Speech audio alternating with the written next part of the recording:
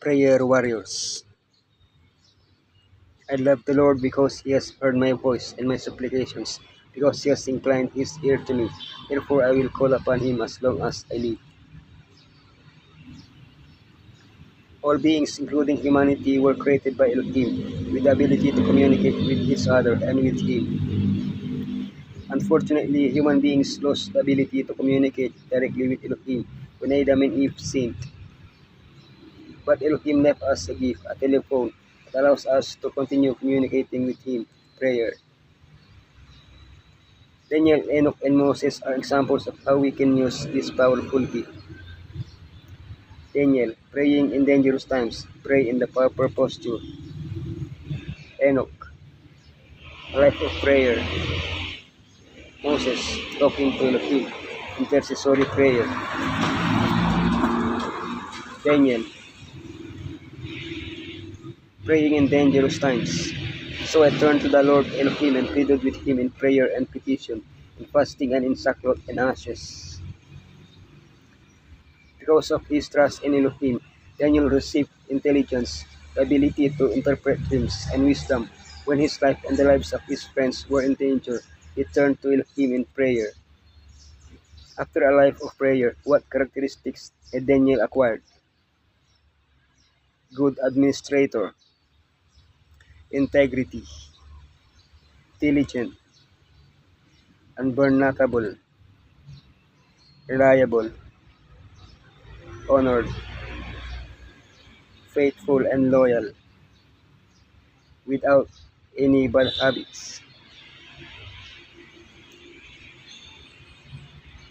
Heaven was attentive to Daniel's prayer. Only by breaking this bond could his enemies harm him.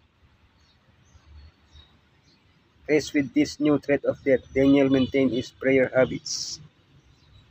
He was consistent, praying 3 times a day. It was predictable, opening its window towards Jerusalem. He had specific habits. He prayed on his knees.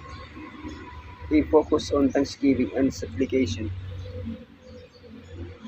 Pray in the proper posture. Now when Daniel learned that the decree had been published, he went home to his upstairs room where the windows opened toward Jerusalem. 3 times a day he got down on his knees and prayed, giving thanks to his Elohim just as he had done before. When we pray, yes, we speak to Elohim as if we were speaking to a friend. However, Elohim is not like us. He is the King of the universe. For this reason, Daniel's custom was to kneel before him to pray, acknowledging him as his sovereign. Since we can pray to Elohim in any circumstance and at any time, it is not always possible or necessary to do so in this way. Closing our eyes allows us to concentrate more on prayer, but in some circumstances, it is not possible, walking, driving, etc. The important thing is that our prayers are made with the respect that Elohim deserves.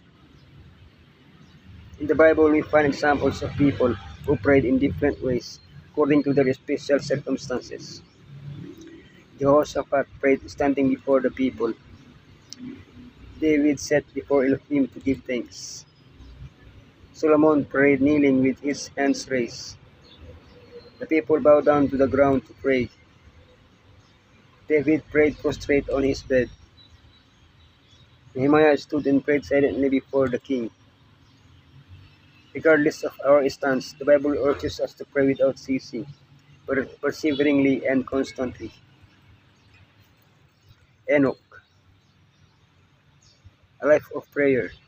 Enoch walked faithfully with Elohim, then he was no more, because Elohim took him away. Enoch lived in difficult times when the wickedness of the antediluvians was increasing. With the birth of his son, his understanding of Elohim expanded, and his communion with him intensified. Prayer was an important factor in that relationship. The more intense and urgent his work became, the more constant and fervent his prayers were. At times he would withdraw to secluded places to be more in communion with Elohim. However, he always returned to the people to share his knowledge of Elohim with them. Elohim hears us both in the hustle and bustle of daily life and in the quiet of retreat. There is no place on earth where he cannot see and hear us. We can express our prayer with words which help us concentrate or we can do so in silence, which help us express our thoughts. The important thing is to never stop communicating with Elohim in prayer. Moses, talking to Elohim. Since then, no prophet has risen in Israel like Moses, whom the Lord knew face to face. Upon hearing Elohim's voice speaking from Sinai, the people of Israel asked that he not speak to them directly again, because they feared to die because of his voice. This was not the case with Moses, who spoke with Elohim face to face. For 40 years, from the burning bush until his death, Moses and Elohim had regular personal dialogues.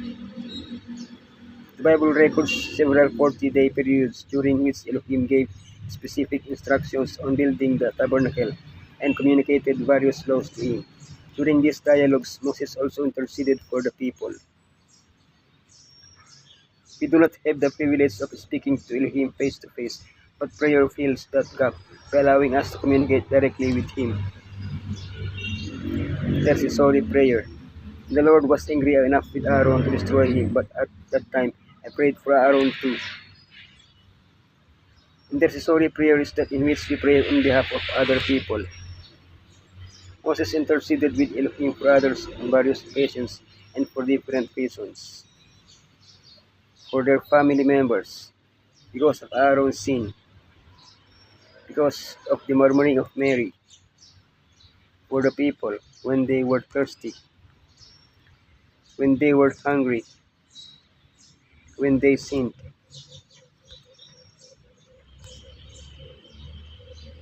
What motivated Moses to pray for others? The same thing should motivate us, love for those we pray for. We should pray in the family circle, and above all, we must not neglect secret prayer, for this is the life of the soul. It is impossible for the soul to flourish while prayer is neglected. Family or public prayer alone is not sufficient. In solitude, let the soul be laid open to the spanking eye of Elohim. Secret prayer is to be heard only by the prayer-hearing Elohim. No curious ear is to receive the burden of such petitions. In secret prayer, the soul is free from surrounding influences, free from excitement, calmly, yet fervently, will it reach out after Elohim. Sweet and abiding will be the influence emanating from him who sees it in secret, whose ear is open to hear the prayer arising from the heart.